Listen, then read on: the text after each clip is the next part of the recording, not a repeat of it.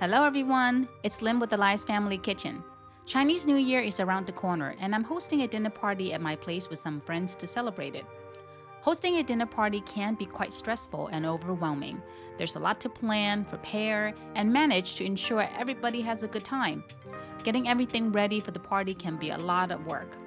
All my friends are foodies, so the food is always the star of the show at our get-togethers. One of the biggest challenges when you're cooking up a storm for a dinner party is keeping all that delicious food hot and ready to serve. It's a real bummer when you've got a spread of delicious dishes cooked, but by the time the last one is ready, the earlier ones have already gone cold.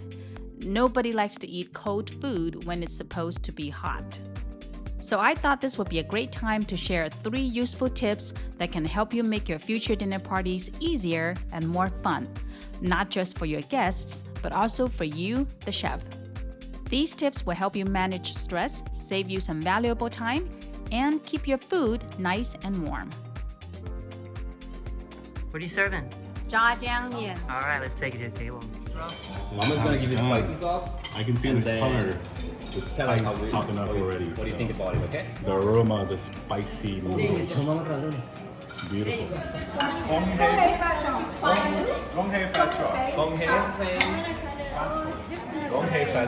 Yeah, let me get that on recording. Gong. Let me record you guys butcher that word. What did you say first? There you go. Here's pro tip number 1. Plan and prep ahead for less stress. When you're deciding what to serve at your dinner party, consider dishes that can be made or prepared ahead of time. This way you can get a head start and lower the stress on the day of the event. For example, I am going to make 10 dishes for this party. I am going all out making everything from scratch, including the noodles for jjiangmian. You can check out links to the recipe videos in the description. For appetizers, I am going to serve wontons and jjiangmian noodles. The wontons, homemade noodles, jjiangmian sauce, and the toppings are all prepared in advance and stored in the fridge. So on the day of the party, all I need to do is to boil and steam the wontons, boil the noodles, and add the toppings to the jjiangmian noodles, and they are ready in 15 minutes, hot and fresh. All right, let's take it to the table. This thing is so good. It's spicy version with the more peppers. It's actually not too spicy, okay? So this is like non-spicy. I tried it and I was like, oh no, it's spicy. Thank you. Then, of course, then you definitely don't want to try this. I know, that's no one tries that. This is so tasty. Yeah, because he likes spicy. You're gonna finish your nuggets first. I'm gonna take this on. You can look at that right. After enjoying the appetizers, guests can relax, socialize, and have drinks, while I shift my focus to cooking the main courses. For the main course, I am going to serve honey glazed barbecue pork ribs, spicy Sichuan boiled fish, clay pot rice, salt and pepper shrimp, chicken and garlic sauce, cauliflower with Chinese sausage stir fry, and pork bone soup. Sounds impressive and like a ton of work, right? It's easier than you think. Here's the trick. The honey barbecue pork ribs can be cooked in advance. I just need to brush on the honey glaze and pop them in the oven to finish. Once they're done, they can be covered and kept warm in the oven. Clay pot rice can also be cooked up to an hour in advance and kept warm in the oven. Spicy boiled fish is similar in that regard. The pork bone soup was already cooked a day in advance, so it just needs reheating. That leaves me with just 3 dishes to cook. 3 stir-fried dishes. With all the ingredients already prepped, the meat marinated, the vegetables already pre-cut, cooking them will be a breeze. Stir-fried dishes are pretty easy to prepare, but they are best served fresh, so I would caution against planning too many stir-fried dishes.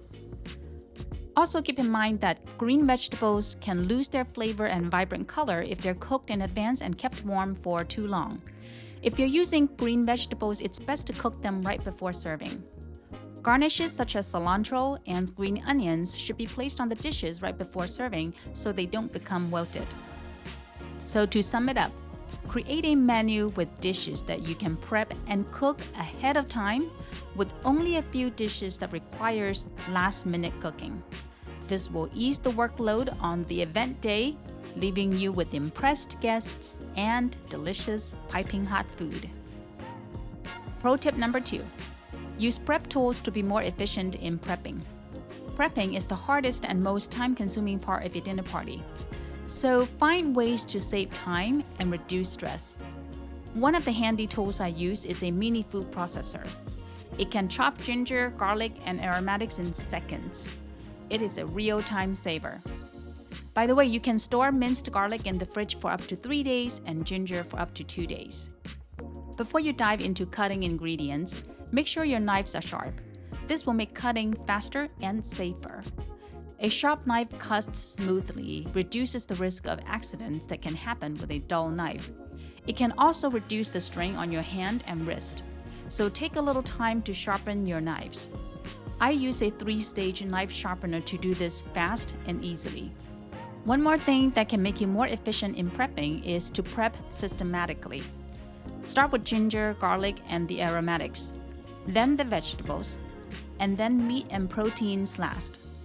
This will reduce the number of times you need to wash knives and cutting boards, and it's a great way to avoid cross-contamination.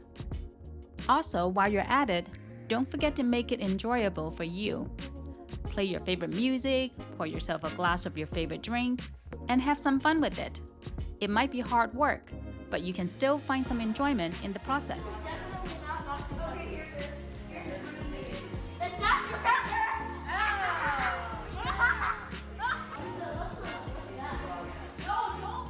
Pro tip number 3. Use a food warmer and oven to keep food warm. If you want to make sure your food stays warm and delicious, think about using a food warmer, such as a buffet server. These devices come in handy, especially when you're hosting dinners where the guests can help themselves to the dishes. You can either put your food in the containers or directly on the server. It does a pretty good job of keeping food warm for a while, so your guests can dig into warm food whenever they're ready. Also, don't forget about your oven. It can help keep your food warm while you're busy cooking up the rest of your dishes. Finally, during the event, if things don't go exactly as planned or run a bit late, don't worry. Your guests are enjoying themselves and they won't even notice that things aren't perfect. So don't let your perfectionism get in the way. Remember, as long as you, the host, is having fun, the guests will as well. They will sense your stress if you're feeling stressed out. So relax and enjoy the moment. If your guests offer to help, don't hesitate to accept their offer. It's a wonderful way to connect with them and to get them involved, and it also helps you out. The dinner party was a success. Everyone, including myself, had a great time enjoying the delicious food and each other's company. It was not flawless, but the most important thing is that we had a wonderful and enjoyable experience together. Surprisingly, I actually cooked 11 dishes for the party. The extra dish was chicken tenders for the kids. I cooked them with a velveting method that makes the chicken juicy on the inside and crispy on the outside. It was a hit for both the kids and grown-ups. My friends asked me for the recipe, so it'll be coming up soon. Keep an eye out for it. I hope these tips will help you with planning and preparing for your next dinner party. I'm interested in hearing about the challenges you face when hosting dinner parties and how you handle them. Please comment below and let me know. Thanks for watching. I'll see you next time.